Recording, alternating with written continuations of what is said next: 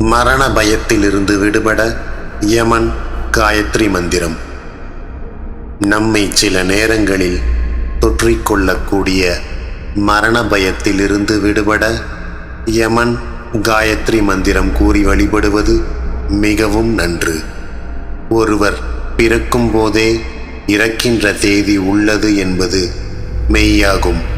இருப்பினும் பலர் தான் ஏதேனும் நோய் அல்லது சிறு வியாதி ஏற்பட்டாலும் அவர்களுக்கு மரண பயம் தொற்றிக்கொள்வதும் அதனால் அவதிப்படுவதும் உண்டு.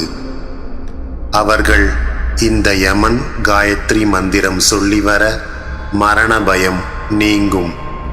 இந்த மந்திரத்தை சனிக்கிழமையில் காலை தூங்கி எழுந்தவுடன் தெற்கு திசை நோக்கி நின்று யம தர்மராஜாவை மனதில் நினைத்து கொண்டு 9 முறை கூறவும்.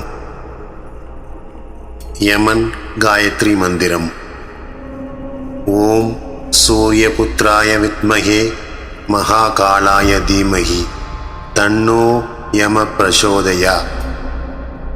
இதற்கான பொருள்: சூரிய பகவானின் புத்திரனான காலத்தின் அம்சமான யம தர்மராஜனின் அருள் கிடைக்க அவரின் பாதம் பணிகிறேன் என்பதுதான் இதன் அர்த்தம். இந்த மந்திரம் சொல்வதோடு சனிக்கிழமையில் சிவன் கோயிலுக்கு சென்று அங்கு நவகிரக சந்நிதியில் சனி பகவானுக்கு நல்லெண்ணெய் விளக்கு ஏற்றி சனி பகவானின் சகோதரன் யமனுக்குரிய இந்த மந்திரத்தை கூறி வழிபட மரண பயம் நீங்கி ஆயுள் நீடிக்கும்.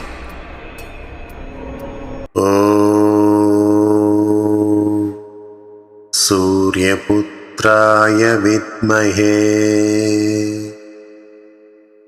महाकालाय धीमहि तन्नो यम प्रचोदयात्.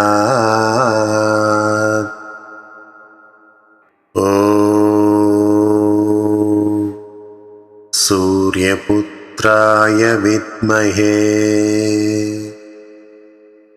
महाकालाय धीमहि तन्नो यम प्रचोदयात्.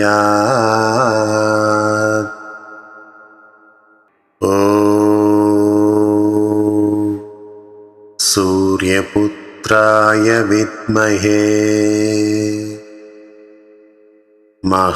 महाकालाय धीमहि तन्नो यम प्रचोदयात्.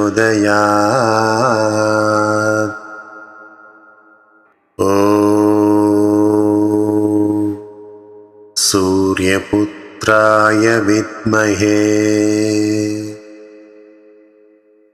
महाकालाय धीमहि तन्नो यम प्रचोदयात्.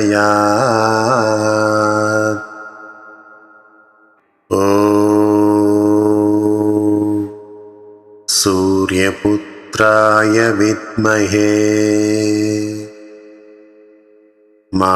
महाकालाय धीमहि तन्नो यम प्रचोदयात्.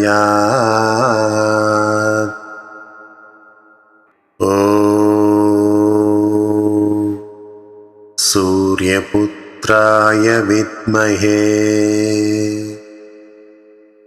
महाकालाय धीमहि तन्नो यम प्रचोदयात्.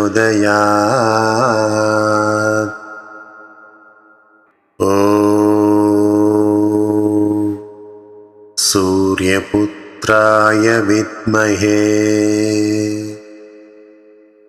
महाकालाय धीमहि तन्नो यम प्रचोदयात्.